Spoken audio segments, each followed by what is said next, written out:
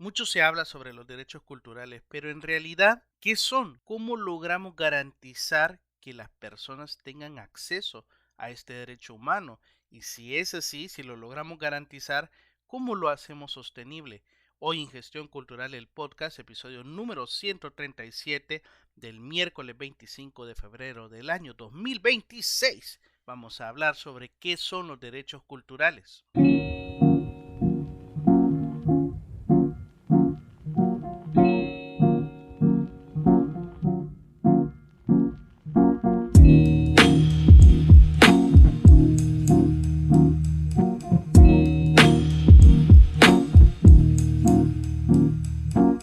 ¿Qué tal, colegas de la cultura? Les doy la bienvenida a Gestión Cultural, el podcast, un programa traído a ustedes por acultura.org. Mi nombre es Alejandro Carrá y estoy súper complacido de empezar esta semana hablando sobre un tema muy importante para la gestión cultural, que son los derechos culturales, ¿no? Mucho se habla de que las personas tienen derecho a acceder a la cultura, pero esto en realidad, ¿cómo se come? ¿Quién se lo inventó? ¿Por qué existe? ¿Quién lo propuso? ¿De dónde sale? Y sobre todo, ¿cómo se norma, verdad? Estas son algunas interrogantes que las personas a veces nos hacemos en la gestión cultural, puesto que hablamos, ¿no?, de que el Estado debe de retener, poner, ¿no?, la cultura en manos de las personas que de verdad se la merecen, que de verdad tienen el derecho a acceder a ella, pero ¿cómo podemos hacer esto viable? ¿Cómo podemos hacer esto material, ¿no?, que pase de las leyes a precisamente, ¿no?, a la vida diaria de las personas, de los ciudadanos? Es un tema muy importante en la gestión cultural y el cual vamos a desarrollar ahora, intentar al menos, ¿no?, hacer una introducción a este tema.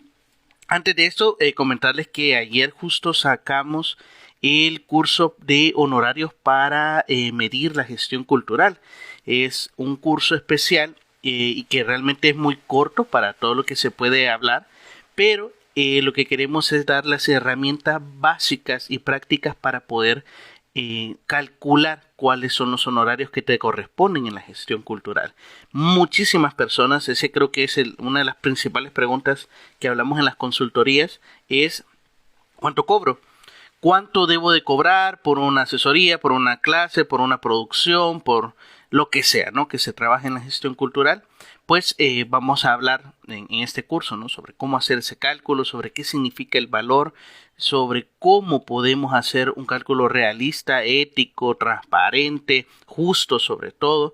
Y es algo muy interesante que vamos a platicar a lo largo de 10 sesiones en este curso, que la verdad es bastante accesible, tiene un costo de $17, así que creo que podemos crear una comunidad muy interesante alrededor de ese tema, ¿no?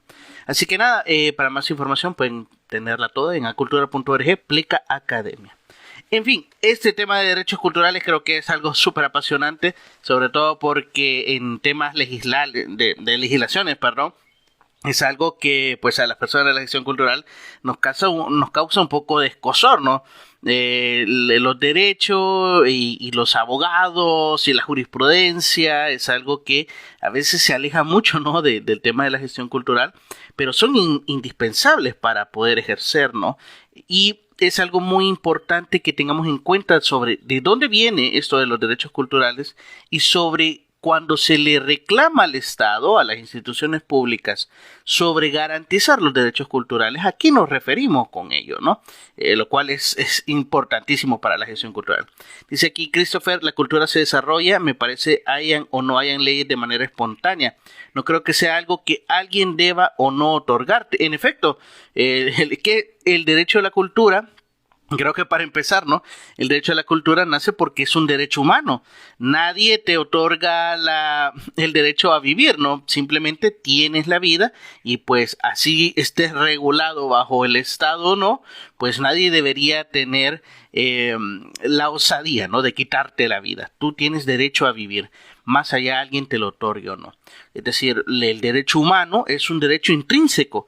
Más allá que un Estado o un gobierno te reconozca como humano, como persona, como ciudadano, como ciudadana, tú tenés derecho intrínsecamente. Tienes derecho a la vida, tienes derecho a la educación, tienes derecho a un nombre, por ejemplo. Las personas tienen derecho a que se les registre, que se les llame por un nombre, etcétera. Más allá que el Estado lo garantice o no, más allá que el Estado lo reconozca o no. Esto fue bien interesante porque fue un hito para la humanidad. En 1948, después de acabar la Segunda Guerra Mundial, aparece la famosa Declaración de Derechos Humanos, ¿no? ¿Y por qué aparece en ese contexto? Puesto que lo que se pretendía es que fuese una declaración universal, que todos los estados, que todos los gobiernos la acatasen, más allá de que fuese parte, ¿no?, de su marco jurídico interno, sino que los estados se comprometiesen con ese marco universal del reconocimiento al derecho humano. Y es bien curioso que en esta primera declaratoria de derechos humanos, en el artículo 27, aparece el derecho a la cultura. Creo que en su momento, no estuve ahí, ¿verdad?, para hablarlo, pero en su momento el derecho a la cultura fue nada más puesto como, bueno, tiene derecho a la vida, a la educación y bueno, ¿qué más? A la cultura. Y le pusieron la cultura, ¿no? Sin embargo, quedó registrado, no quedó pétreo. Y este derecho a la cultura no se va a masticar, digamos, o no se va a digerir de mejor manera, sino que con los años posteriores, ¿no? Sobre el qué significa el derecho a la cultura y cómo se puede tratar. De hecho, está el Pacto Universal el Pacto Internacional, de Derechos Económicos, Sociales y Culturales de 1966, imagínate, pasaron casi 20 años para que el derecho a la cultura tuviera como una pequeña evolución, como un pequeño paso, porque como te digo, en la Declaración Universal de Derechos Humanos solo se menciona, ¿no?, el ser humano tiene derecho a la cultura y ya está. Pero ya en este pacto, pues ya se especifica a qué se refiere con el derecho a la cultura, a que las personas tengan acceso a la cultura y algo también bien complicado, ¿no?, poder conceptualizar la cultura. Sobre qué es la cultura, ¿no? Cuando nos referimos a que las personas accedan a la cultura, ¿cuál?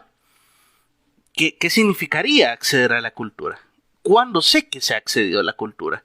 ¿Cómo sé que el Estado garantice ese acceso, ¿no? Es complejo. Y hay algo bien interesante que, pues, por suerte se ha cambiado en los últimos años, pero que empezó con la idea que el acceso a la cultura era el acceso al arte, básicamente, ¿no? O a estos grandes patrimonios culturales. Recordemos que después de la Segunda Guerra Mundial, el patrimonio cultural quedó destruidísimo y todo se enfocó, toda la gestión cultural, todo el acceso a la cultura se enfocó en ello, ¿no? En rescatar el patrimonio cultural, las bellas artes, los valores, ¿no?, entre comillas. Entonces, toda la cuestión cultural estaba enfocada en ello, ¿no? En poder volver a la virtud del ser humano a través de las artes, a través del patrimonio clásico, ¿verdad?, etcétera. Dice Christopher, hay un concepto interesante que es los valores predominantes en un momento y lugar determinado. En efecto, ¿no? En ese momento la cultura era vista nada más como una cuestión patrimonial, como una cuestión de un museo, un teatro, alguien cantando ópera, ¿no? Un ballet, eso era cultura, ¿no? Y el derecho a la cultura es que pues las personas pudiesen hacerlo y promoverlo. Ya está. Sin embargo, y por suerte, ¿no?, el concepto del derecho a la cultura ha ido evolucionando y hay por cierto, una propuesta que es del Comité de Derechos Económicos, Sociales y Culturales de la ONU, que explica que en realidad el derecho a la cultura es bastante más amplio que simplemente acceder a las artes, ¿no?, sino que implica diferentes ramas y diferentes espacios en donde el ser humano puede llegar a ser el ser humano. En concreto hay 4. 1. La dimensión material del derecho a la cultura. Esto quiere decir el acceso al arte, a la literatura, a la comida también, incluso al vestido, a la vivienda, a la tecnología, todo lo que pueda garantizar esta cuestión material de la cultura, ¿no? En donde yo puedo palpar la cultura, ¿no? Por otro lado está la cuestión espiritual, que implica los ritos, las religiones, las ceremonias, los sistemas de valores, los sistemas de creencias, todo lo que tenga que ver con un acceso espiritual al aspecto espiritual de la cultura, ¿no? Las personas tienen derecho a poder vivir su religión, poder disfrutar de su religión, poder hablar de su religión, y no solo en el marco, ¿no?, de una cuestión evangelizadora, si lo quieres ver así, sino que también cualquier tipo de creencias, ¿no? Cualquier tipo de creencia el ser humano tiene derecho a acceder y también a disfrutarlos. Por otro lado, el aspecto intelectual de la cultura, es decir, que las personas tienen derecho, por ejemplo, a la investigación, a la ciencia, a los saberes tradicionales, a los métodos de producción. Las personas tienen derecho a conocer y también tienen derecho a promover ese conocimiento, ¿no? Incluso el derecho a la ciencia a veces se le pone a la par del derecho a la cultura, ¿no? Que es como un hermanito gemelo, ¿no? Porque la ciencia surge con la misma idea de los derechos culturales y surge con la idea de que la cultura tiene este aspecto científico, intelectual, de conocimiento, que debe de ser promovido, pero también que las personas tienen el derecho de acceder a ese conocimiento. Y por último, el aspecto social, ¿no? Todas las formas de vida de las personas, incluso los juegos, los deportes, la comunicación incluso no verbal, todo aquello que tenga que ver con la vida social de las personas, de los valores que se tienen en ese momento, ¿no? De las creencias que se tienen sociales, más allá de lo religioso, ¿no? Y de la cosmovisión teológica, si lo querés ver así, sino que todo aquello que, pues, tiene que ver con la identidad social. Incluso, por ejemplo, el fútbol, ¿no? El fútbol podría ser una identidad social, una identidad cultural que, pues, es una identidad al fin y al cabo, y si las personas y la sociedad se identifica con ello, tienen el derecho a acceder y a disfrutarlo. Entonces, el derecho a la cultura ha evolucionado de nada más acceder a esa cuestión patrimonial, acceder a las artes, esta idea como un poco elitista, ¿no? De la cultura, puesto que después de la Segunda Guerra Mundial, como menciono, esta idea de promover la cultura iba enfocada más a las élites. Ponerte a pensar, ¿no? Quienes tenemos la idea o creemos, ¿no? La idea de que la persona que va al museo, que va al teatro, que va a ver ópera, que va a ver ballet, es una persona intelectual, es una persona con amplios conocimientos, es una persona muy culta, te dicen, ¿no? Y hay como esa vara en donde la persona que va a este tipo de arte, pues tiene como una superioridad cultural, moral, no sabría cómo decirlo, con respecto a todas las demás personas, ¿no? Entonces, quien va a un teatro a ver ópera es más culta o está disfrutando de la cultura que aquella persona que va al estadio a ver un partido de fútbol de su ciudad. Pero esto se ha superado, ¿no? Se sabe que un encuentro entre personas en un estadio de fútbol para apoyar a tu equipo de preferencia es parte de la vida social de la cultura, ¿no? El poder ser una identidad, el poder acercarte a esa identidad social, ¿no? Va más allá de las artes. Y aquí está el punto, ¿no? ¿Cómo garantizamos esto? Porque si bien decía por ahí, ¿no? Un colega, pues si el Estado me otorga ese derecho o no, pues me da igual, yo lo voy a disfrutar. Es que el problema no es que lo disfrutes porque querés o no. El problema está es que en muchas ocasiones las personas de la misma sociedad se impiden acceder a la cultura. Hay personas que te impiden disfrutar de la cultura. Hay personas que te ponen obstáculos, así como cualquier otro derecho, ¿no? Yo tengo derecho a la educación, pero, y si bien es cierto, el Estado, pues, aunque no me ofrezca ese derecho, yo lo tengo como humano. El problema está que no tengo las condiciones, no tengo una escuela cerca, no hay maestros, no hay maestras, hay algo que a lo mejor me impide acceder a la educación.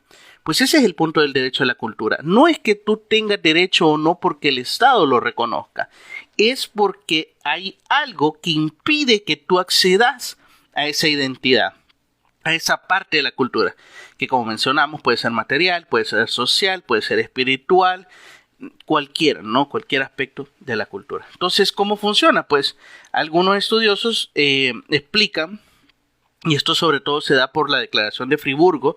La Declaración de Friburgo del 2007 es una declaración acerca de los derechos culturales que explica cómo los estados deberían de garantizar este acceso a la cultura. Y por un lado, explica que, uno, hay identidad y patrimonio cultural que hay que garantizar ese acceso, ¿no? El Estado debe de garantizar que el patrimonio cultural sea no solo respetado, sino que las personas de su Estado tengan acceso a él, ¿no? Por otro lado, las propias comunidades culturales, es decir, que el Estado garantice que los grupos de las personas, las asociaciones, se puedan reunir y se pueden identificar con cualquier aspecto de la vida, ¿no? Esto lo debe de garantizar el Estado y está obviamente vinculado al derecho de asociación, ¿no? Por otro lado, el garantizar por medio del Estado el acceso y la participación en la vida social. Es decir, la libertad de expresión, la libertad de hablar, la libertad de vincularse, la libertad de acceder a ciertos espacios. Recordemos que la cultura al final pues es esta identidad, este grupo identitario, esta forma de ser comunidad. Por otro lado, como ya lo mencionábamos, el Estado debe de garantizar la educación y la formación. Es decir, que si alguien quiere ser artista, si alguien quiere aprender de patrimonio, si alguien quiere aprender de lo que quiera aprender que sea parte de la identidad del país, el Estado debería de garantizar esa educación. Y por último, la información, ¿no? Que el ciudadano o la ciudadana, ¿no?, tenga el derecho a recibir esta información libre y pluralista, es decir, que la persona no solo tenga acceso a su propia identidad, no solo tenga acceso a la cultura que conoce, sino que el Estado debe de garantizar que la persona tenga acceso a cualquier conocimiento que desee o que esté al alcance, ¿no? Esto implica, pues, que promover este pensamiento plural, ¿no? Que todas las identidades sean conocidas, puesto que cualquier identidad es parte del Estado y por ello debe de protegerse, ¿no? Esto es complejo, ¿no? Porque esto implica muchísimas cosas y sobre todo que el hablar que el derecho a la cultura es el derecho a la participación de la persona en estos aspectos culturales que hemos hablado, ¿no? De espirituales, materiales, sociales, etcétera, intelectuales, ¿no? Implica que ese paso que da a la persona a conectar con esa identidad es ese caminito lo que el Estado debe de garantizar. Esto es como el derecho a la educación, ¿no? El Estado no puede garantizar o no puede obligar a que todo el mundo estudie o que todo el mundo sepa leer y escribir o que todo el mundo lea un libro. El Estado no puede garantizar esto. Sin embargo, lo que debe de garantizar es que la persona tenga este acceso a la educación. No te puede obligar quizás a que vayas todos los días a la escuela, pero debe garantizar que haya una escuela al lado cuando lo decidas hacerlo. Entonces, más o menos funciona con los derechos culturales. Si bien es cierto, no va a hacer que todas las personas sean artistas, pero sí va a incentivar que haya arte y que haya este acceso libre y que tengan las personas las posibilidades de acceder a él. Hay 3 componentes de la participación que de hecho dice este Comité de Derechos Económicos, Sociales y Culturales de la ONU, en donde podemos garantizar esta participación acerca de tres grandes ejes, digamos. La libertad, el acceso y la contribución. La libertad de participación es que las personas tengan la libertad, como dice su nombre, de escoger qué les representa, qué les hace su identidad, cómo se consideran, ¿no? Entonces, esto implica que ya sea a nivel comunitario o individual, las personas tengan acceso a esos tipos de pensamiento, ¿no? Entonces, el Estado debe de garantizar esa pluralidad, ¿cómo, verdad? Incentivando a congresos, a exposiciones, promoviendo el arte que no puede ser financiado por sí mismo, etcétera, etcétera, ¿no? Que las personas tengan ese acceso a ese abanico de pensamientos y de expresiones artísticas o culturales. Por otro lado, el acceso, el garantizar el acceso, la posibilidad de conocer, pero no solo de conocer, sino que de comprender la cultura. Que las personas, si por ejemplo van a un sitio patrimonial, comprendan de qué trata ese sitio patrimonial. Si las personas pertenecen a cierta población indígena, que las personas conozcan sobre la historia de su población indígena. El Estado debe de garantizar que la información esté disponible. Entonces, no solo es el hecho que el Estado promueva o incentive la participación, sino que también el acceso al conocimiento de esa propia actividad cultural. Y por último, la contribución, ¿no? Que el Estado promueva o garantice que cualquier persona pueda contribuir a la expresión de la comunidad. Recordemos que el ser humano no solo es un consumidor de cultura, sino que es un creador de la cultura, ¿no? Y eso significa que la persona humana debe de también no solo ser garantizada su acceso, sino que también se pueda expresar, que también pueda ejercer cultura, ¿no? En cualquiera de las dimensiones que ya hemos hablado, ¿no? Material, espiritual, intelectual o social. Y eso implica que el Estado garantice que cualquier persona tenga esta posibilidad de hablar, esta posibilidad de expresarse, esta posibilidad de hacer, ¿no? De escribir, de pintar, de bailar, de hablar, de congregarse, de asociarse, de reunirse, de expresarse, ¿no? Y esto pues lo debe de hacer de una forma que solo se puede garantizar a través de la fuerza que tiene el Estado de poderlo hacer, ¿no? No hay otra forma. Así que esto es interesante, creo que también el derecho a la cultura va evolucionando, puesto que como cualquier otro aspecto del derecho, ¿no? De un marco jurídico evoluciona a la par, ¿no? De otros temas como los valores y los sistemas de creencias de los seres humanos en su momento, ¿no? En su contexto. Pero creo que hemos llegado a un punto bastante avanzado, ¿no? En donde hemos pasado de esta idea de que la cultura nada más son cuestiones patrimoniales o de las, entre comillas, bellas artes, ¿no? Y que era algo necesario, pues, después de la Segunda Guerra Mundial. Hoy es un poco más abierto, un poco más holístico, ¿no? Y que implica hasta incluso que seas parte, ¿no? De una barra de fútbol. No pasa nada, es una expresión cultural que no solo debe el Estado garantizar que tengas acceso a ella, sino que también puedas expresarte, libremente en ella, ¿no? Así que nada, ese es el episodio de hoy sobre los derechos culturales. Creo que hay muchísimo que hablar, ¿no? Nos quedamos cortos, pero es como la base, ¿no? De cómo funciona el derecho cultural y que va más allá, repito, que el acceder al patrimonio cultural o al arte, ¿no? Sino que tiene que ver más que todo con una cuestión identitaria y poder acceder a esa identidad y ser parte, ¿no? De la creación de esa identidad. Así que bien, ese es el episodio de hoy.